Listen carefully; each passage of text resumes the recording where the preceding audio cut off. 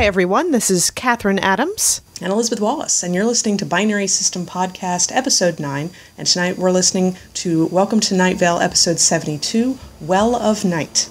We're going to go listen to the episode, and we encourage you to listen to it, because as usual, when we come back, we're going to spoil the hell out of it. See you in a minute.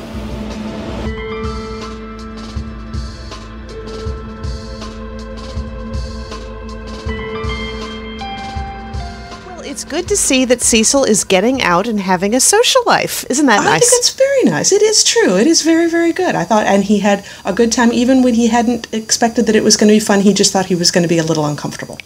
Well, I noticed something with Night Vale that I hadn't thought about before. They've pointed out how to make something creepy, you have everything normal, but one thing that's off, and that becomes very unsettling. In a lot of these episodes, it's and a huge amount of strangeness, but there'll be at least one thing that everyone can identify with. And in this case, it's that concept of going to some kind of event, probably weren't willing to go, or it wasn't your idea, you're really not sure that you're going to enjoy yourself, and then you end up having a great time. And everyone's being really nice, nobody's being judgy because you're the new person there. It's nice. It's nice. And, you know, you've really hit on something. You're absolutely right, because there were a few times when it happened where, all these things are completely strange, but then you have one thing that comes out of it that's completely normal, and that's, I mean, in the one way it makes things creepy to have everything be normal and have that one thing be off, but to have everything be really creepy and have that one little thing that's normal, it's like, oh, I can identify with all of this now. That's cool. It speaks to me, definitely. So the episode started out with Cecil talking about how he didn't get much sleep last night because this chanting kept waking him up. It didn't wake up Carlos, because Carlos can apparently sleep through everything, you know, the normal night noises, construction, the god-awful screeching that the sun makes. Just all the usual things about urban living that you kind of get adjusted to, but I think last night was a little bit worse. I mean, the chanting was really loud, and it was this kind of chant that he couldn't figure out what the words were, but it was really kind of addictive. Yeah. He thought it was very intriguing, but he was hoping that it wouldn't continue tonight because he wanted to be able to get some sleep. But we started out with the community calendar, one of my favorites. I always like the community calendar. Actually, what do you think? Out of all the little segments on the show, I think the horoscope's always my favorite, but I do like a community calendar. Yep, I like the corrections, too. They haven't done corrections in a while, so hopefully they'll bring that back. It's true. But on the community calendar on Wednesday, Dark Isle Records is holding a seance. They're going to try to contact Taylor Swift. So that was all kind of fun. It's like the anniversary of the time when she was born into a human body for, I think, the 15th time. Yeah, they want to talk about one of her records from the 1800s, because Dark Isle Records is running out of records that nobody else has ever heard of, and so they figured Taylor Swift might have some ideas for obscurity that they can tell everybody else that they're not cool enough to listen to. Yep, I guess basically if it can't be something that no one's heard of, it can be something that everyone's forgotten. Yeah, that works. Yeah, actually, but that's practically a t-shirt moment right there. Sure, very nice. But what else is going on? Was it Thursday that the Night Vale Community Theater is going to do Mammoth's play Oleana? Yeah, without any words or stage direction, though. No, that's very 1990s to do plays with words. Yeah, plays with words in English? I mean, that's a couple of decades ago, so we need to catch up with the time. So the play's basically going to feature a whole lot of actors juggling things and eating things like candles or rats or fruit. Yeah, and you can show up without having any kind of theater experience at all, but make sure you do have to bring your own candles and your own rodents. But they will provide fruit if you want fruit. Because they're professionals, darn it. Yes. I liked Friday, though. The vague yet menacing government agency is holding a fireworks show, but as it turns out, it's a covert and secret show, so you need to stay inside and close all the windows and doors and have a picnic in the panic room or something. You're not allowed to see these fireworks.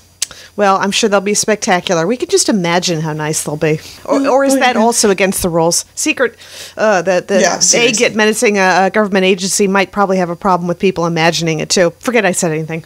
Yeah, no. I liked Saturday, though. Saturday's over before it even begun. Seriously, it was like over months ago, and nobody has any idea where it went. Let's see, a little bit of a update about the chanting going on. Apparently it's happening down by the old well. And, you know, they call it the old well. It's only been there for a couple of days, but it's been a long week.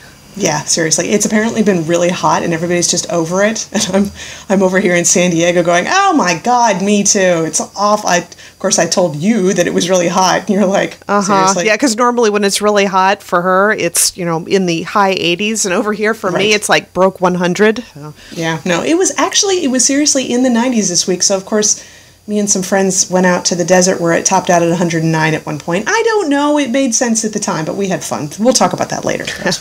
But apparently the people who were around the old well who have been chanting, some people have sort of clustered around the well and their eyes have disappeared and become grown over by skin and their hair has sort of receded into their heads and they're chanting, but as it turns out, they're chanting, sometimes it's well of night, well of night. But then it changed at one point and they're saying, well of life. So it's very, very, very catchy. I don't know. I mean, more on that as it progresses. So I liked the traffic report today. The traffic report was, they really didn't mean for any of that to happen. They didn't mean for anything to happen at all, ever. Can you understand how this could happen to just about anybody? And then the emergency service vehicles are going to be out there with emergency service and hugs and empathy for everyone affected by the accident. So, and there you go. I think that's good, actually. I think that's a little bit more than most people normally get. You don't get a whole lot of free hugs or empathy, and most times with traffic incidents. No, it's true. It's very true. The traffic department also had a public service announcement for everybody. It was, and I wrote this down because I thought it was very cool, buckle up, hunker down, forget everything, remember everything, open your eyes to what's really going on. Don't you see what's really going on? And then it's kind of summed up with sheeple. We need to have that as like printed out as like one of those very generic government sort of forms for what you should do in certain situations, and it's all printed out like that. I think, fan artist, if you want to get on that, that'd be awesome. At least the first three parts of it, that was my favorite part. The buckle up, hunker down, forget everything. Seems like it applies to a lot of things in Night Vale. Yeah, it works well for everyone. But then we actually got an appearance from Deb the Sentient Patch of Haze. Love Deb the Sentient Patch of Haze. She was on the live show, the last one that we got to go see. Oh. Very nice, very nice. And she was actually talking about, it's back to school time, so if you need school supplies like pens and pencils and falconry gear and rappelling equipment, it might be overwhelming, but there's one place you can go. Joann's Fabrics. And Cecil tries to start disputing that with her about the idea that isn't Joann's Fabrics just fabrics? And Deb says, no, that's not true at all. Why would you even say that? She's like, well, I thought it was the name. I can't even talk to you right now. Though it's true. I imagine Joann's Fabrics has probably had to try and change their campaigns or something, because I've actually gone in there. They really do have a lot of crap in there. It's like, I don't know, it's like a Michael's, just heavier on the fabrics. So you really That's true. Pens and pencils. I don't know if you could get rappelling gear there, but maybe you could make your own rappelling gear. Oh, well, the first thing that caught my attention in that list of back-to-school supplies was the falconry gear. Now, I thought it would be awesome to be taking archery classes in high school. Oh. Can you imagine needing falconry gear? That would be great. That would be awesome. That'd be great. But towards the end, we had just a weird thing happen. Deb's arguing with Cecil as usual, and all of a sudden this very strange, low, deep voice comes in, sort of picking up the rest of the promo, except Cecil and Deb have no idea what it is. And it was really creepy sounding, too. I think that's the only time we've ever heard Deb getting freaked out by something. She actually bolted from the station.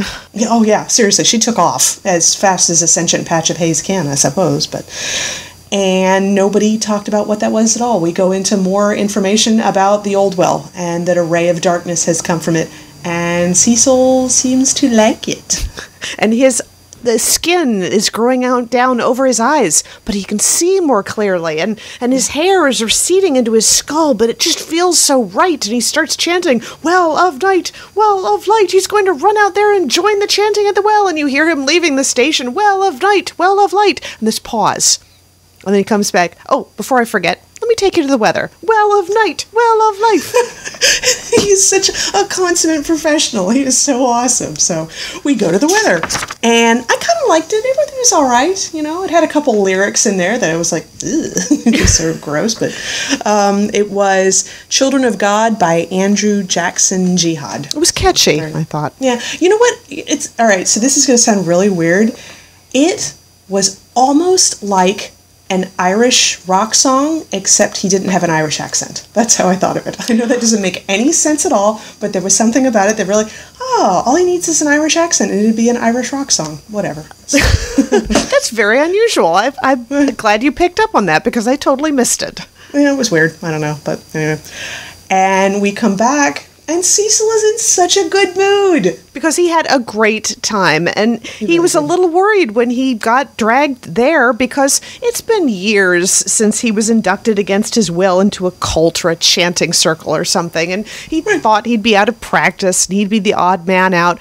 Everybody was so welcoming. Everybody started dancing. It wasn't too long before somebody drew some blood from his neck, and everybody cheered, and then someone turned into a bird, and they all went down into the well, and they hung out and chanted for a while, and somebody was catching up on baseball, and somebody was enjoying the hummus that someone else brought. So it all sounded like it was just really, really, he'd been so worried that he was going to look foolish, and he just had a great time, though he hopes that it never happens again, because the second experience would be ruined by the perfection of nostalgia. I'm like, deep. That's very deep. Also, another thing that I identify with, you hear something like that and think, it's true, isn't it? You do kind of want the really best things. Maybe you don't need to have them happen again, because it just isn't going to match up with the nostalgia. Yeah. But he came back, and the only thing that was different, getting back to the station, was that now he's wearing a black plastic poncho, cat ears, and yellow galoshes. The first thing I thought is, cosplay bait! It really was. It's haunting the cosplayers again. They are. I think they're doing that on purpose now. They really want to start seeing somebody wearing some of Cecil's outfits. Yeah, and Cecil at first was like, it's obviously this is not what I was wearing, because I don't have yellow galoshes. Mine are orange. Maybe these are orange. I don't know. The light in the studio is weird. Yeah, this is what I was wearing when I got up this morning, so... Very clever. But he doesn't really remember any of the people that was in the chanting circle. It's just remembers them remembers the sensation of enjoying himself, which I think is just the next best thing. So, but the well itself is now completely gone. There's just like a slightly soft pink indentation where it used to be. And there's a sign that's been posted by the Vegas Medicine Government Agency, I think. And it says, nothing unusual happened here or will happen here. You have been photographed reading this plaque. What were you hoping to learn? That is fan art bait right there. Yeah, someone needs to make that awesome friggin' sign. Oh, yes. Oh, my God, yes. But that was the end of the episode. Nice, short and sweet, very, very Night Vale-like episode. It was great. And the one thing that was occurring to me, I'm sure that everyone was glad that Carlos didn't go to this, because we cannot have Carlos without his perfect hair. So that would be good. Yes, well, that would have dragged Cecil completely out of the experience if his perfect hair had gotten sucked back into his scalp. No, I mean, I'm sure it'd come back after everybody went back to normal, but still, wouldn't be worth it. No, gotta have that perfect hair. So what have you been up to this week? Went to Jordan Lake yesterday and enjoyed the lovely North Carolina weather. So anyone out there who's never been to Jordan Lake, you should probably really go. And have caught up with, started season 3 of The Walking Dead. Right. So what did you think at the end of season 2? Well, I remember asking you when exactly we were going to find out what the heck Jenner had whispered to Rick as they were leaving the CDC building. And so we get to find out that everybody's infected. And that was something that you learned at the second to the last episode of season 2, when he ends up having to kill Shane, and Shane comes back. And I knew something was up with the fact that Shane had killed that guy that they had taken prisoner, but then he comes back as a zombie. I'm like, wait a minute, did Shane lead him to some rogue zombie to bite him? And how did this happen that fast? So that's all the questions are completely answered, that it doesn't matter if, obviously, if a walker bites you, it's going to kill you, and you're going to come back as a walker. But it doesn't matter. You could be killed by completely normal means, and you're still going to come back as a walker. So I've watched 2 episodes of season 3, and now Lori's, of course, terrified that what if the baby's stillborn? What if it's dead now? Suddenly she's carrying a walker. This is bad. Yeah. But I was talking with Nathan, because he comes in to watch the episodes every once in a while. He's kind of done with zombies, so it's not his favorite thing. Yeah. But it's not quite as elegant of a transformation of a character that you saw in Breaking Bad with Walt.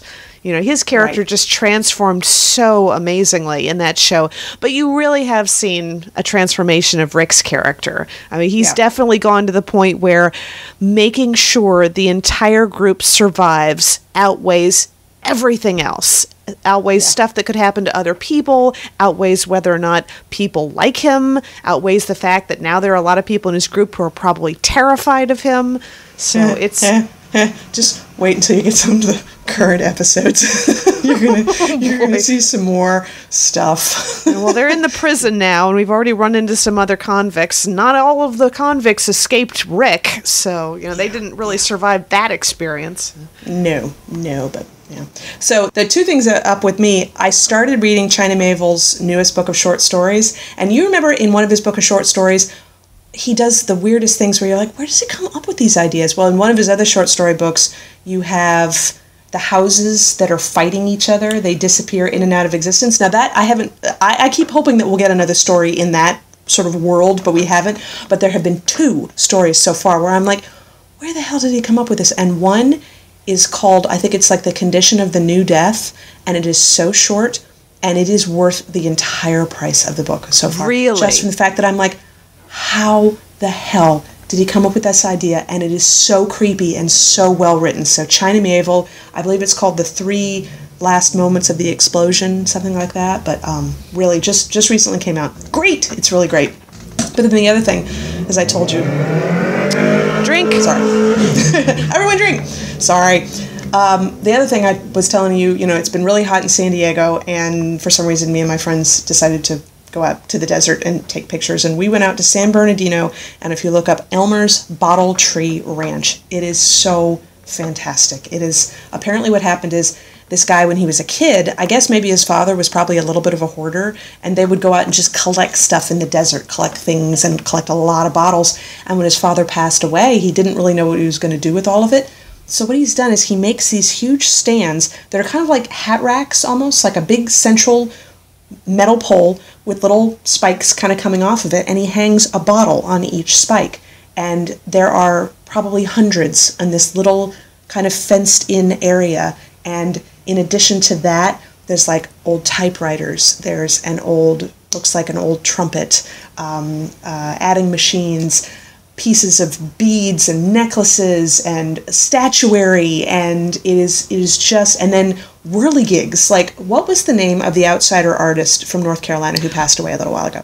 Guy's name was Wallace Simpson, and everyone, the official name of it was Whirligig Park, but everyone around the area who'd ever seen it referred to it as Acid Park, because he would do all the whirligigs and great big stands and all this stuff, and all covered with bicycle reflectors. So at night it was pretty strange, and it sounds like this bottle park is about that level of bizarre, beautifully bizarre or bizarrely beautiful. Pick one. Yeah, except I think Acid Park would obviously be best seen at night to appreciate all the reflectors. This is definitely a daytime thing. I mean, it topped out at about 109 out there, and you just didn't care. We out there for like an hour, just wandering around. I took so many photographs. I know that I can't even get close to capturing all of it, but you just come around a corner and you're like, oh my God, look at this, and oh, look at what he's done over here, and oh, this is so neat, and I can't even begin. If you're ever out in the area, not that there's any reason for you to be out in the area. It is in the middle of nowhere, but it's off of the one section of the Route 66, which was what we were doing also out there, was we found an abandoned building and took pictures of it and stuff like that. And on the way back, we went to that one place, Cabrazon Dinosaurs? I can't remember. It's just, there's a couple giant dinosaur statues out there, and we just took pictures. There's a museum, but it costs $7 to get in. I'm like, nah, I'm just gonna take pictures of the dinosaurs and go home. But anyway, so yeah. I really was hoping that I would channel some Night Vale energies from being out in the desert, but it didn't ever quite feel like that. I don't know. There's a lot of weirdness and a lot of strangeness, but not a Night Vale strangeness. Not creepy per se, it sounds like. No, not quite. But it was still good times. Trying to think of other stuff, geeky stuff that I've been doing. Finally caught up with More Than Meets the Eye and Windblade and that one-shot issue, Combiner Hunters. So all very good. Really enjoying all of those stories. Really enjoying the artwork on all of those. Oh, Yes, but fabulous. just you were the one who told me, because I hadn't read More Than Meets the Eye issue 43 yet, and you were the one who pointed something out, and I'm so glad you did beforehand.